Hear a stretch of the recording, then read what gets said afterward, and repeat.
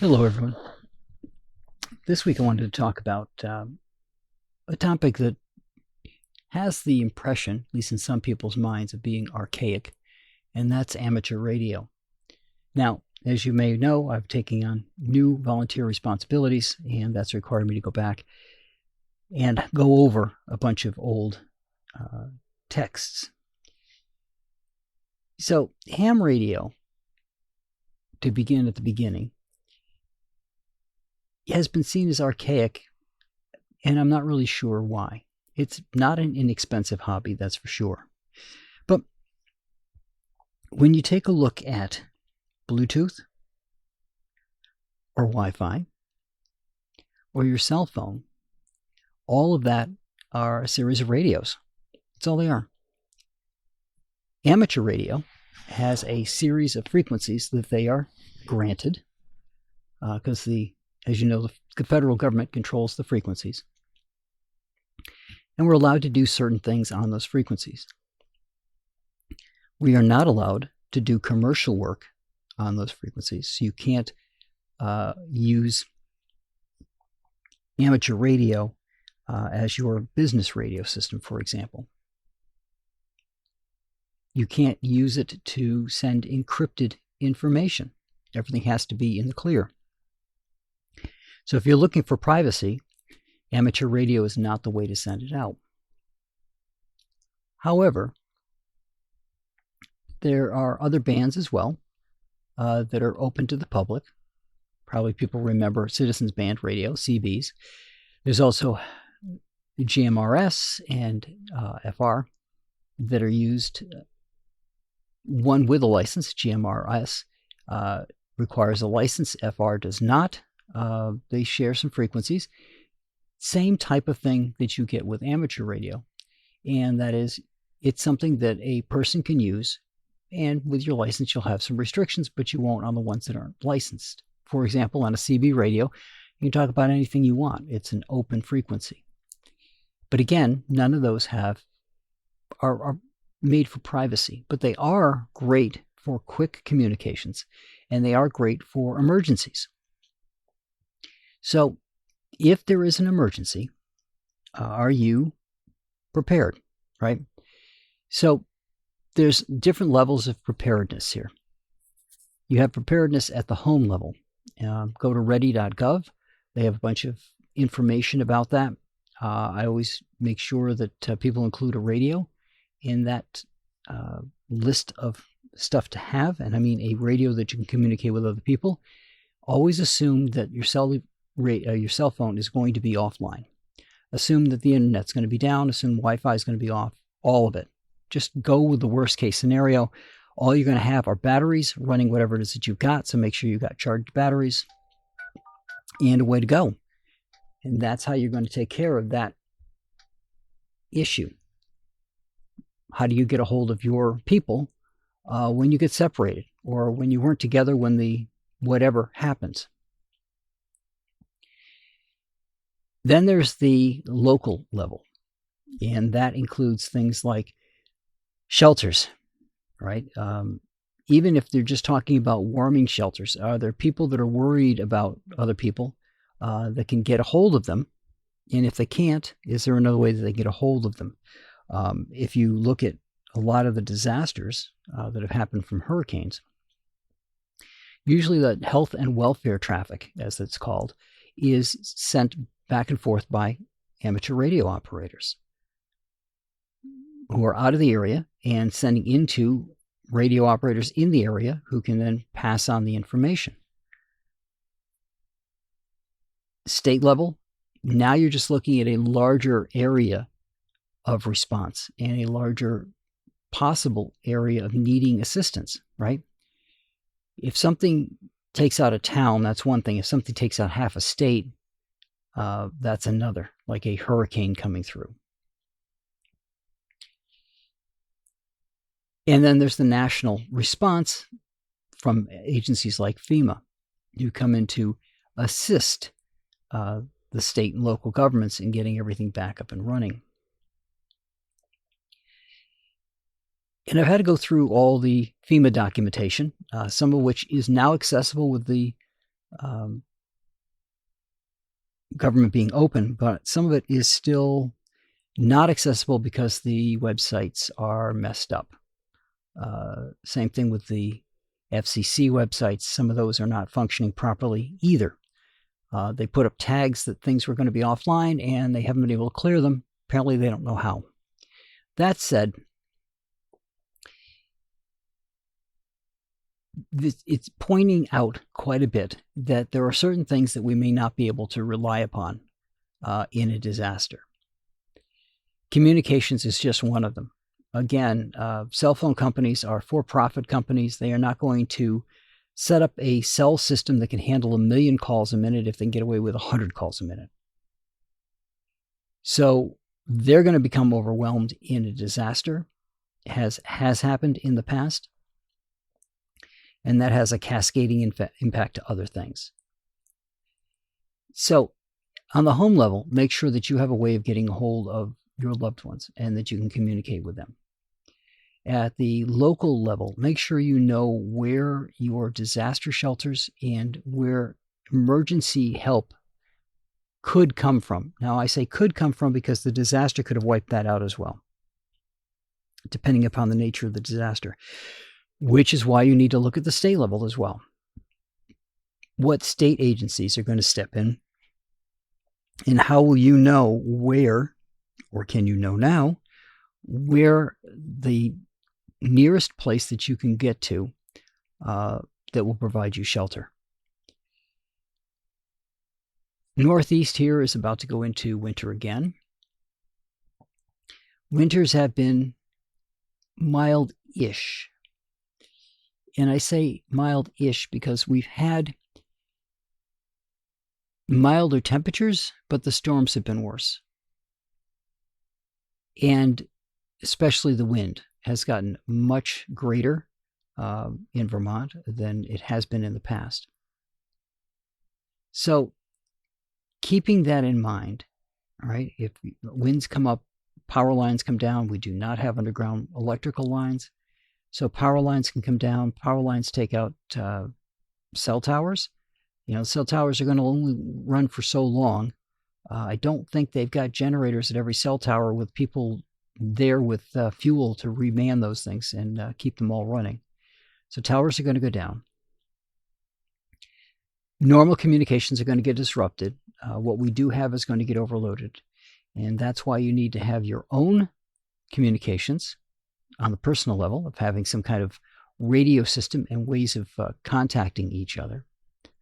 And bear in mind that you won't be the only one. So it's a limited number of channels.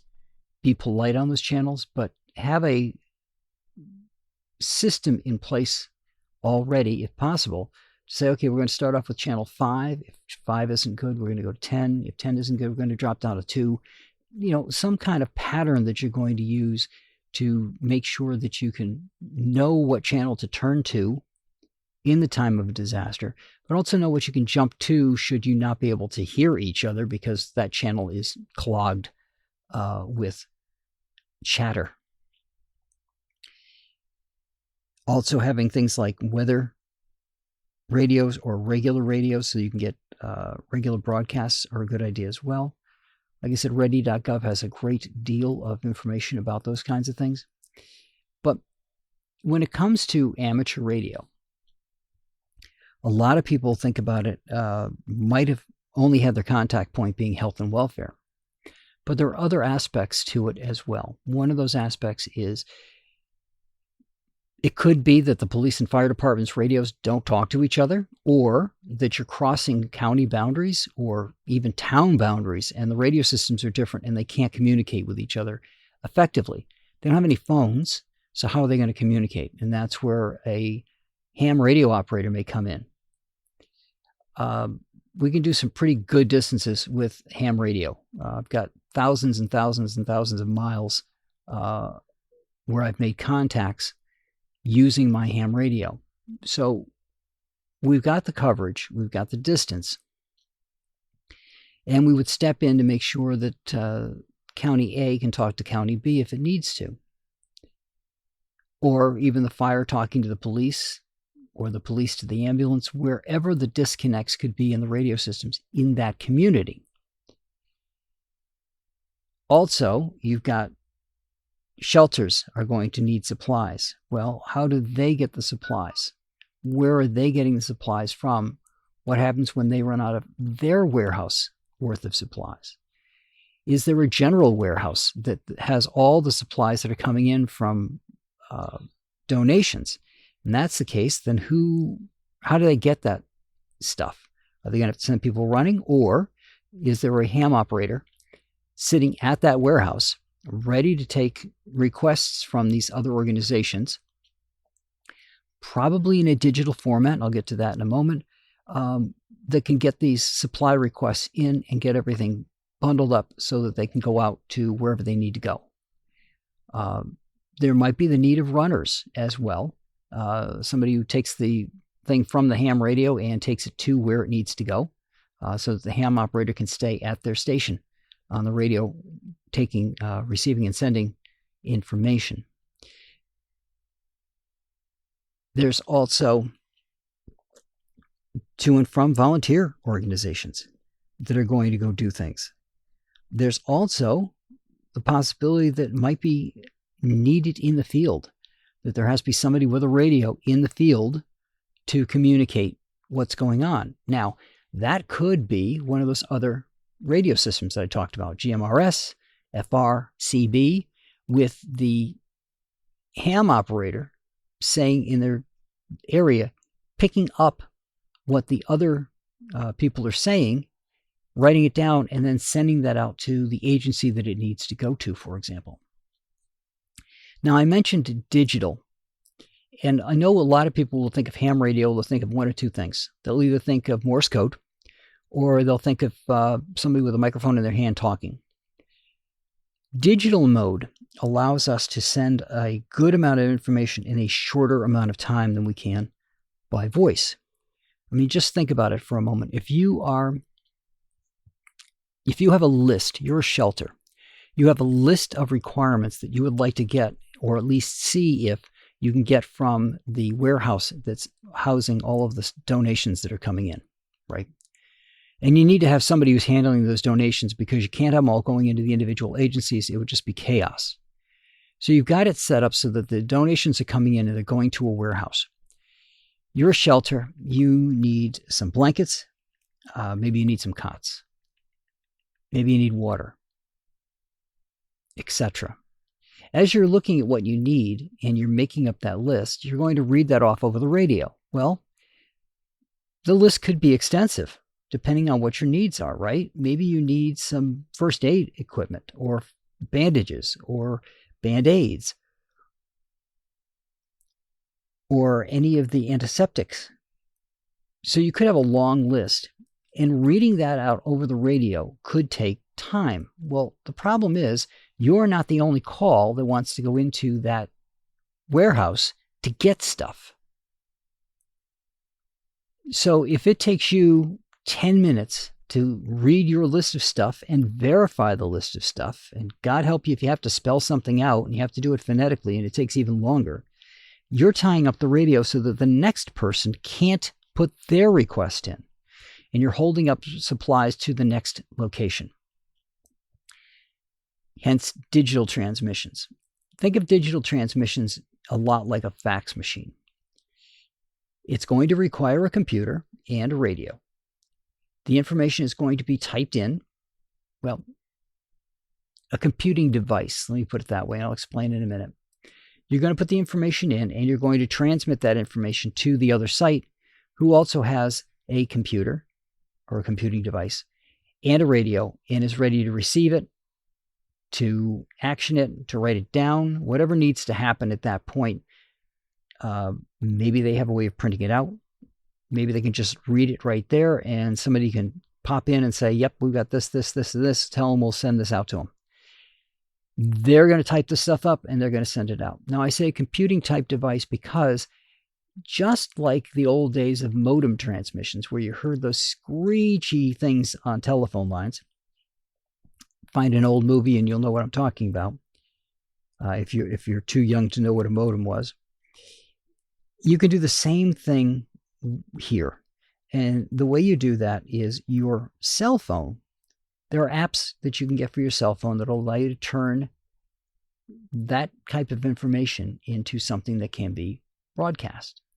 If you can broadcast it through the speaker of your phone, you can key a microphone and hit the button on your phone and send it out. Your cell phone is useless because there's no cell signal, but that doesn't mean that it can't do certain tasks. And as long as the application that you're using doesn't break because it can't get ads, and doesn't need to send its stuff somewhere else to translate it into those signals, if it can all be done on your phone, then you can use your phone to translate that stuff from text into those signals and send them. And on the other side, if you put it by the speaker and hit the microphone, some of these applications will translate it back for you. So you don't need to have a computer, you just need to have something that you can utilize that can do that kind of work. Computers, obviously, best idea. Now, the issue with all these things, of course, is going to be power. You have to have power for the computer, but you have to have power for the radios as well. You have to have a place to set up, and you have to be ready to do that, which means you have to have your stuff ready in a kit. If you're a radio operator and you want to do this, that you can just throw it all together and head out the door. You don't want to have to pack it before you head out. You want everything that you can get in place before you go. But all of that is, in all of this today, is just to get you to think about ham radio from a different perspective. Think of it not as an archaic piece, but as something that is just as relevant today as it was when it was created. It has many different modes, including, for those who are ham operators and who ever looked it up, there's a mesh network that you can create with old Wi-Fi routers, that you can create your own mesh network. And because you're a ham operator and because those frequencies are shared with the ham radio community as well on certain those frequencies, you can actually transmit at greater power and greater distances than you can with your normal Wi-Fi in your house. Again,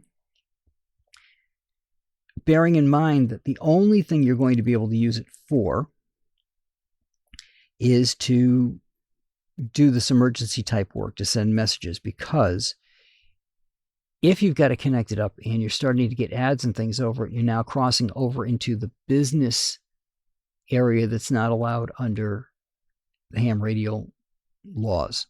So you can't use it to extend your home Wi-Fi, for example, but you can use it for messaging and to allow it to send something over a Wi-Fi connection. Again, if you've got a form of information that you want to send out of what your shelter needs, and there's a mesh network that's set up in the area, then that could be utilized to send that information back and forth. So ham radio has a lot of experimentation that we do and a lot of possibilities.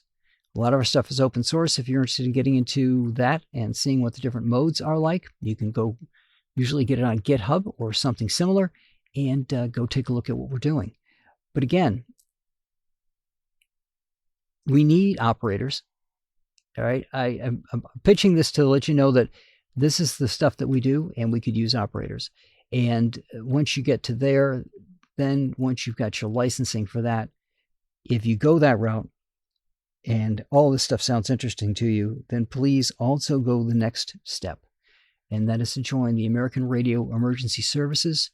It's through the American Radio Relay League, otherwise known as ARRL, or Alpha Romeo Romeo Lima. And they can get you the information that you need, point you into the right resources to go out and get the training. Like I said, a lot of it's through FEMA, because you want to know what that emergency management system is going to look like that you're going to get dropped into. And it also will allow you to help your community out and allow you to do something directly for your community. Hopefully it's something that we never, ever need to do, but it lets you join a community of people who are interested in making sure that their communities stay safe and get back on their feet as quickly as possible after something happens, because we are going to be the first people there, and we are going to be the last people to leave. The federal government will come in when it does. The federal government will leave when it does. But we're going to be there for the long haul for our communities. And so if you're interested in this, go to ARRL.org, Alpha Romeo Lima.org, and take a look at what they've got. They can lead you through how to get a license. If you're interested in doing this, you're going to have to go beyond the first level of licensing, but that first level will give you a taste of what's to come. If you really feel ambitious and you go and take your license, you can always take the next license up for free if you're interested. So if you go for general right off the rip, and you've studied for technician, and you've studied for general, and you can go in, pay your one fee for the technician, take your technician, take your general, pass them both, and go right to a general license. And that'll get you well on your way to helping out, because while technician is great in certain circumstances and can get you to certain things, general and extra get you to more frequencies and allow you to do more things for your community. And like I said, then you've joined this new community of ham radio operators who are interested in not only experimenting with what we can do with the radios, experimenting with how we can bounce a signal off a raindrop, how we bounce a signal off the moon, how we bounce a signal off a satellite, but also how we can help our communities. And that's going to require, yes, even more training than what you did for getting your license. And yes, it's going to require practice sessions to keep your skills up to date. But it's a worthwhile enterprise to get out there and help your community.